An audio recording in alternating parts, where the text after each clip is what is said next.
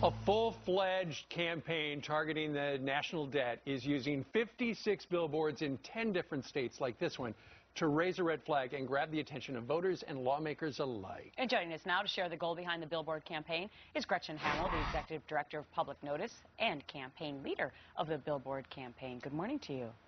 Good morning. So, what do you hope to get out of these billboards? What's the message?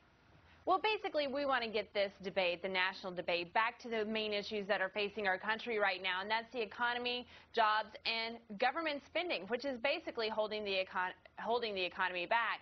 So we've been talking a lot about gaps. We've been talking a lot about issues that really aren't what this election is about. And these billboards are meant to drive that conversation back by, building intrigue amongst voters, educating them on the matter, and hopefully having them drive that debate back to the main issue of government spending. Sure, as we come up on, as your billboards depict, a not-so-sweet $16 trillion. Gretchen, I think the problem is, we see so many big numbers these days, you don't really have a handle on what $1 trillion is. But if people knew that $1 trillion, if you spent $1 million a day since the day that Jesus was born up to today, you still would not have spent $1 trillion, and yet we're approaching $16 trillion.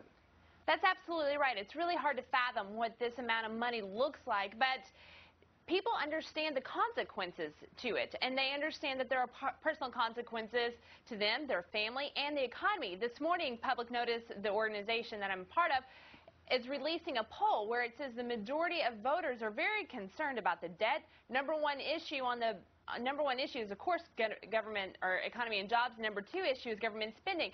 But the majority believe President Obama has a plan to fix it, and the plurality believes that Romney does.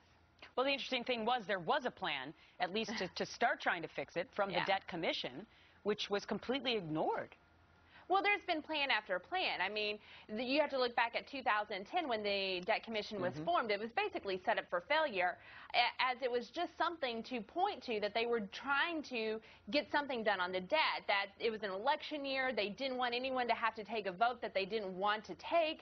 So they said, you know what, we'll create this Debt Commission. We'll make it report after the election. And guess what? It's not going to come up with anything. Sure. But yeah, it was a political ploy, basically.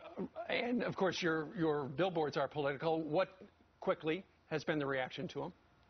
We've got a great reaction to them. I mean, the American public understands this issue better than anyone. They know their family is being hurt by this issue. The daily cost of living could go up, their taxes could go up, and they know that it's a worse future for their children if this doesn't change. So we've had a really great reaction, and we're looking forward to carrying this message out through the rest of the year. That backpack is one big one on that child's back. I think that's really effective, that particular billboard.